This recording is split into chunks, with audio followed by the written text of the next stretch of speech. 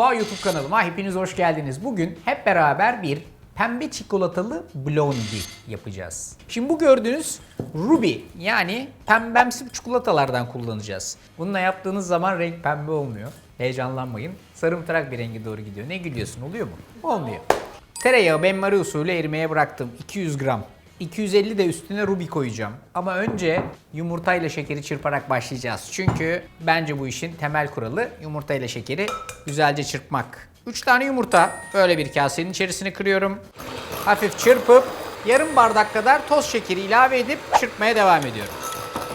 Yaklaşık 3 dakika çırpıyorum bak. 3 dakika sonra böyle bayağı köpük köpük havada bir arkadaş oluyor bu. Burada da tereyağını erittim. İçerisine ruby çikolatamı, pembe çikolatamı ilave ediyorum. Güzel bir spatula alıp bu ikisini karıştırmaya devam ediyorum. Tereyağı bol, pembeden blondie bu.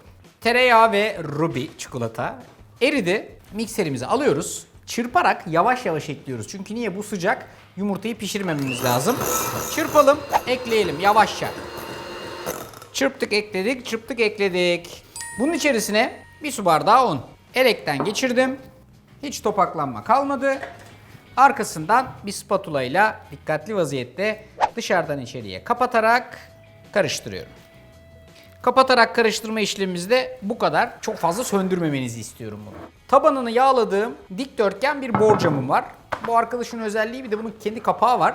Böyle bir şey pişirdikten sonra direkt önce tezgahta soğutuyorsunuz. Arkasından kapağıyla beraber buzdolabına atıyorsunuz ve gideceğiniz yere direkt olarak böyle götürebiliyorsunuz. Çok da pratik. Şimdi bu yaptığımız blondie'nin tabanına birazcık file badem serpmek istiyorum.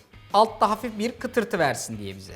Bu işlemi yaptıktan hemen sonra meşhur kartal pençesi tutuşuyla alıp burada hazırladığım blondie'yi komple borcamımın içine döküyorum.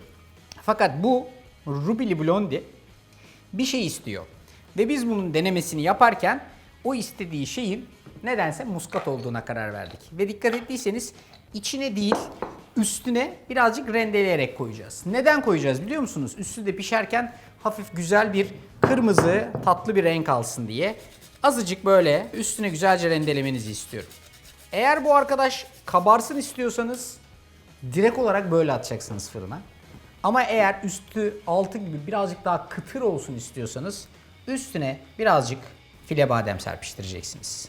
180 derece fan, alt ısıtma ve mümkün olduğu kadar tabana en yakın raf. Bekliyoruz. 25 dakikanın sonunda fırından çıkarttığınız ruby'li blondinizi kapakla beraber yelleyerek soğutuyorsunuz. Sonra canınızdan çok sevdiğiniz bir yapımcınız varsa, Özlem gibi, ona ikram ediyorsunuz. Canınızdan çok sevdiğiniz bir yapımcınız yok ama sadece bir arkadaşınız varsa ona ikram ediyorsunuz. Canınız isterse ona ikram etmeyip kendiniz yiyorsunuz. 25 dakika, biraz dinlenirse daha iyi olur. Dinlenmezse bizim ekip gibi ağzınız yanarak yer. Ne yapsınlar? Abi adam bir türlü Özlemcim için yaptım diyemedi ya. Dedim, daha ne diyeyim?